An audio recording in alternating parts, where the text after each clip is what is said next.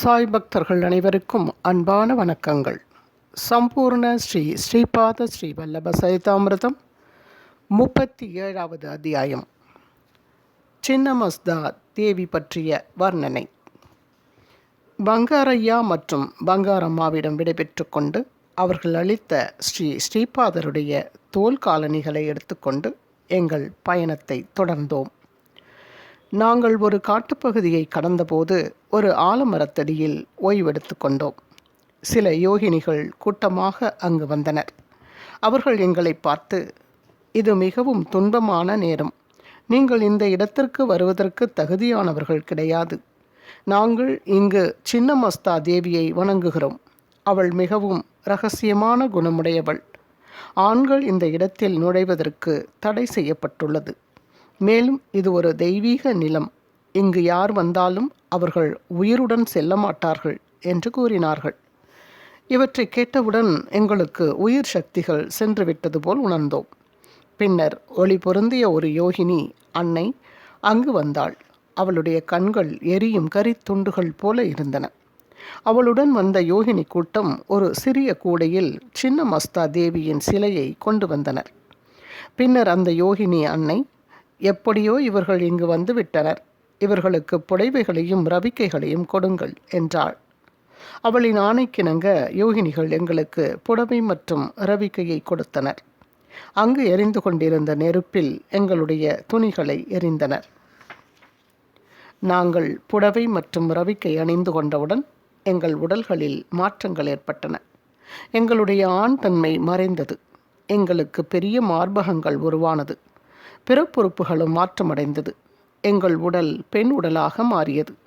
எங்கள் குணம் பெண்களுடைய குணம் போல மாறின. எங்களுடைய குரலும் பெண்கள் குரல் போல் ஆனது. யோகினி கூட்டம் எங்களுக்கு புது பெயர் சூட்டினர்.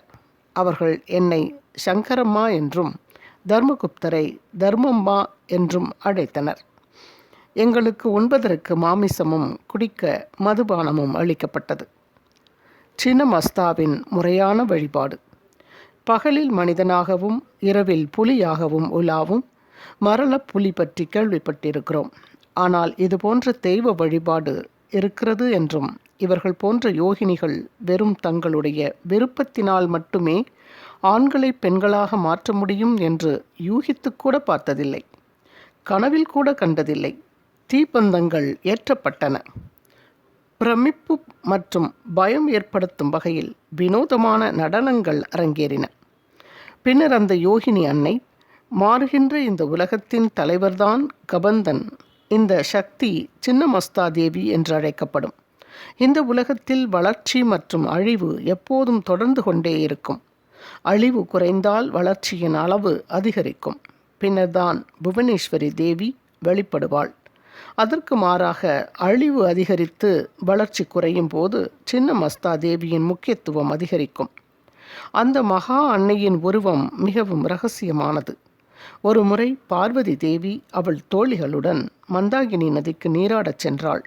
குளித்தவுடன் அவளை பசி மிகவும் துன்புறுத்தியது. அதனால் அவள் கருநீல நிறத்திற்கு மாறினாள். அந்த சமயத்தில் அவள் தோழிகளும் உணவு கேட்டனர். அவர்களை அவள் சிறிது நேரம் காத்திருக்க கூறினாள். சிறிது நேரம் கழித்து அவர்கள் மீண்டும் உணவு கேட்டனர். அவள் அவர்களை இன்னும் சிறிது நேரம் காத்திருக்க கூறினாள். இதுபோன்று 3 முறை நடந்தது. பின்னர் அந்த மகாதேவி தன் தலையை தன் வாளால் வெட்டினாள். அவளுடைய முண்டத்தின் 3 இடத்திலிருந்து இரத்தம் பிரவாகம் எடுத்தது. அவள் தோழிகள் 2 துளையில் இருந்து வரும் இரத்தத்தையும் 3வது துளையில் இருந்து வரும் இரத்தத்தை தேவியே குடித்தாள். பக்தி சிரத்தையுடன் சின்னமஸ்தாவை நள்ளிரவில் வணங்கினால் நற்பலன்கள் கிடைக்கும். பகைவர்களை வெல்வதற்கும் எதிரி படைகளை தடுத்து நிறுத்துவதற்கும் ராஜ்யத்தை வெல்வதற்கு மற்றும் மிகவும் கடினமான மோட்சத்தை பெறுவதற்கும் அவளை வணங்க வேண்டும். திசைகளே அவளுடைய ஆடைகள். அவளுடைய தொப்புளில் யோனி சக்கரம் இருக்கிறது. அவளுடன் எப்போதும் கிருஷ்ண மற்றும் இரத்த குணம் நிறைந்த தோழிகள் இருப்பார்கள். யோக பாஷையில் தலை வெட்டுப்பட்ட போதும் உயிரோடு இருப்பது என்பது முழுவதுமாக அந்தர்முகமாக இருத்தல் என்பதன் அடையாளமாக கூறப்படும். சின்னமஸ்தாவை நெருப்பின் இடமான மணிப்பூரக சக்கரத்தில் தியானிக்கப்பட வேண்டும். அவள் ஹிரண்யகசிபுவால் வணங்கப்பட்ட தெய்வம். இவை அனைத்தும் எங்களுக்கு வினோதமாகவும் பயத்தையும் அளித்தது. இதற்கிடையில் நடுராத்திரி ஆனது. இசைக்கருவிகள், நடனம், பாட்டு மற்றும் வாத்தியங்களின் ஓசை அதிகமாக இருந்தது. யோகினிகள் 2 நல்ல பெண்களை பலியிட விரும்பினார்கள். நாங்கள் இருவரும் அங்கு தயாராக இருந்தமையால் எங்களை பலியிடலாம் என்று எண்ணினார்கள். எங்கள் கழுத்தில் வேப்பிலையை கட்டினார்கள். எங்கள் நெற்றியில் பெரிய திலகம் இடப்பட்டது.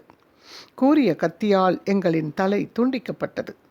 இரத்தம் பீரிட்டவுடன் யோகினி கும்பல் அந்த இரத்தத்தை வெறித்தனமாக கூச்சலிட்டு கொண்டு குடித்தனர். எங்கள் தலை மற்றும் உடல் தூக்கி எறியப்பட்டன. ஆனாலும் நாங்கள் உயிருடன் இருப்பது போல் உணர்ந்தோம். எங்கள் உடல் முழுவதும் வேதனை ஏற்படுத்தும் எரிச்சலை உணர்ந்தோம்.